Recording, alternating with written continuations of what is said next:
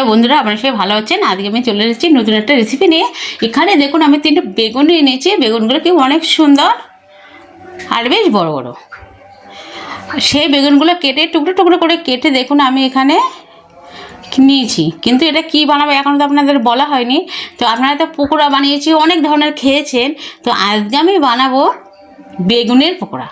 মাঝে বানিয়েছি বেশ 4-5 দিন আগে পেঁপের পকোড়া। তো আপনাদের ভীষণ ভালো লেগেছে, অবশ্যই ভালো লেগেছে। আবার তার জন্য আমি বানাচ্ছি, কমেন্টে জানিয়েছেন, তার জন্য আমি বানাচ্ছি আজকে বেগুনের পকোড়া। তো দেখুন বেগুনগুলো যেভাবে কেটেছি, পেঁয়াজগুলো আমি সেইভাবে গোটা গোটা করে কেটে নিয়েছি, চৌকো চৌকো করে। আর এখানে আমি রসুনগুলো চৌকো চৌকো করে কেটে নিয়েছি, ছোটো ছোটো পিস করে। লঙ্কাগুলোও কেটে নিয়েছি একইভাবে, পকোড়া বানাবো সব একইভাবে কেটে নিয়েছি। তো বেগুনের পকোড়া বন্ধুরা, বেগুনি তো আমরা খেয়েছি বেগুন দিয়ে, কিন্তু আজকে পকোড়া বানাচ্ছি। তো একবার হলেও খেয়ে দেখবেন বা বানিয়ে আমাকে কমেন্টে জানাবেন যে কতটা ভালো, কতটা সুন্দর হয়েছে। তো এখানে আমি লবণ নিয়ে নিয়েছি, হলুদ নিয়ে নিয়েছি, আর নিয়ে নিয়েছি লঙ্কার গুঁড়ো। লঙ্কা তো কিছুটা কুচিয়ে দিয়েছি, অনেকটাই দেখলেন। আর এইগুলো নিয়ে নিচ্ছি, নিয়ে পরিমাণ মতন দিয়ে দিচ্ছি।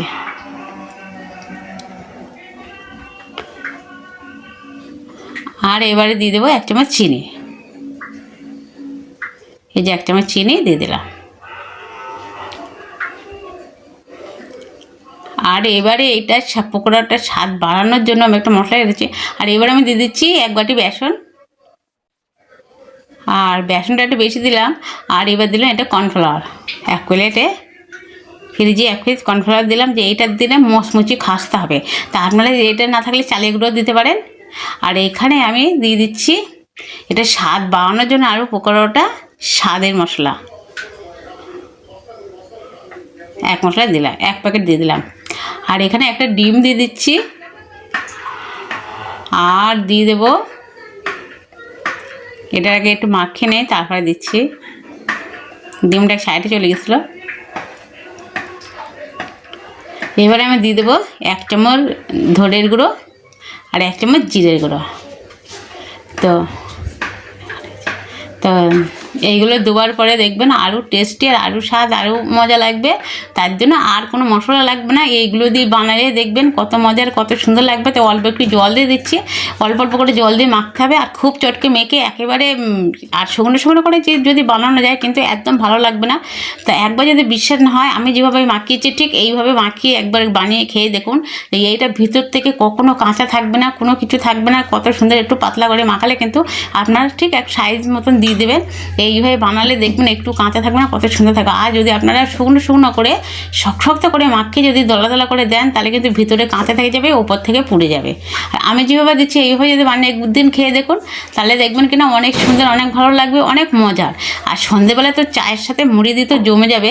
আর বিকেল হলেই তো বাঙালিরা চা নিয়ে বসে, হয় দুধ চা, কেউ লিকার চা, যে যেটা খেতে ভালোবাসে সে সেটা নিয়ে বসে। তো আর তার সাথে যদি এই যে নতুন একটা রেসিপি, যেটা হলো বেগুনের পকোড়া, এইটা নিয়ে যদি বসেন তাহলে সবাই কিন্তু আপনার জন্য না রেখে সবাই খেয়ে নেবে কেড়ে করে নিয়ে। তো আজকে এই রেসিপিটা আপনাদের কাছে কেমন লেগেছে অবশ্যই কমেন্টে কিন্তু আমাকে জানাবেন। আর অবশ্যই একবার দেখার পরে বানাবেন, বানিয়ে কিন্তু অবশ্যই খেয়ে দেখবেন যে কতটা সুন্দর, কতটা ভালো হয়েছে। যেগুলো দিয়েছি ঠিক সেইগুলো ঠিকঠাক করে যদি দিতে পারে তো অনেক মজার, অনেক সুন্দর, অনেক ভালো লাগবে খেতে। তো দেখুন আমি এটা উল্টে দিয়েছি, কতটা সুন্দর হয়েছে, কতটা ভালো লাগছে। দেখুন কত সুন্দর হয়েছে। আমি যে ওইভাবে দিয়েছি একটু পাতলা করে নিয়েছি, কিন্তু মনে হচ্ছে আর ডিম দেওয়ার কারণে সেটা কিন্তু কতটা ফুলে কতটা সুন্দর হয়েছে।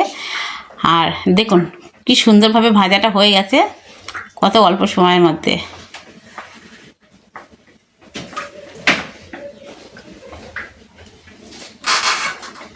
আর এটা কিন্তু একটু সময় নিয়ে ভেজে নিতে, একটু জোরটা কমিয়ে দিতে হবে, নিয়ে একটু মুচমুচে করে ভেজে নিতে হবে। দেখবেন কত সুন্দর একটা খেতে টেস্ট, কত সুন্দর ভালো হয়েছে সেটা বুঝতেই পারবেন না আপনারা না দেখলে। তো এভাবে আমি বাকিগুলো বানিয়ে নেবো, কিন্তু সবটা দেখানো সম্ভব হয় না। তো তারপরেও তোলাগুলো ভাজার পরে সেইটুকু দেখানোর চেষ্টা করবো আপনাদেরকে। ভিডিওটা অনেক বড় হয়ে গেলে আপনারা দেখতে চান না, আপনাদের হাতে এত কিছু সময় নেই। দেখুন একবার ভাজা হয়েছে, কত সুন্দর একটা কালার চলে এসছে, কত সুন্দর লাগছে দেখতে। তা বাকিগুলো একইভাবে ভাজবো। তা দেখুন আবার একবার ভাজা হয়ে গেছে, সেই ভাজাটুকু দেখাচ্ছি। সবটুকু দেখাতে বলেছিলাম না, অতটা দেখানোর সময় হবে না। তা এবারে এগুলো তুলে নিচ্ছি সুন্দরভাবে। দেখুন এটা কালার কতটা সুন্দর এসছে। আমি কিন্তু কালারের জন্য কোনো কিছুই দেইনি বন্ধুরা। তো ডিমটা দেওয়ার ফলে কিন্তু কালারটা সুন্দর ফুলেছে। আপনারা চাইলে ডিমটা দিতেও পারেন, নাও দিতে পারেন। আর কত সুন্দর সুন্দর সব টোর ফুলে উঠেছে। তো আজ যেটুকু আছে আমি একইভাবে বানিয়ে নেবো, নিয়ে তারপর আপনাদের দেখাচ্ছি। তো দেখুন বন্ধুরা, আমি সবগুলোই বানিয়ে নেওয়া হয়ে গেছে। আর এই বেগুনের পকোড়াটা এতটা সুন্দর, এতটা খাস্তা, এতটা মজার হয়েছে, তাই সেটা আপনারা না খেলে কখনো দেখে কিন্তু বোঝা যায় না। চোখ দিয়ে দেখছে একরকম, কিন্তু খাওয়ার সময় লাগছে আর এক রকমের টেস্ট, আর এক রকমের স্বাদ। তো একবার বানাবেন, তারপরে খেয়ে কিন্তু জানাবেন কমেন্টে আমাকে কতটা সুন্দর, কতটা ভালো হয়েছে। তো আপনারা সবাই ভালো থাকবেন, সুস্থ থাকবেন। আর আজকে কিন্তু এটা আমি ভেঙে আপনাদেরকে দেখাচ্ছি। এই দেখুন ভেতর থেকে কিন্তু কত সুন্দরভাবে হয়ে এসেছে, আর কত সুন্দর দেখুন।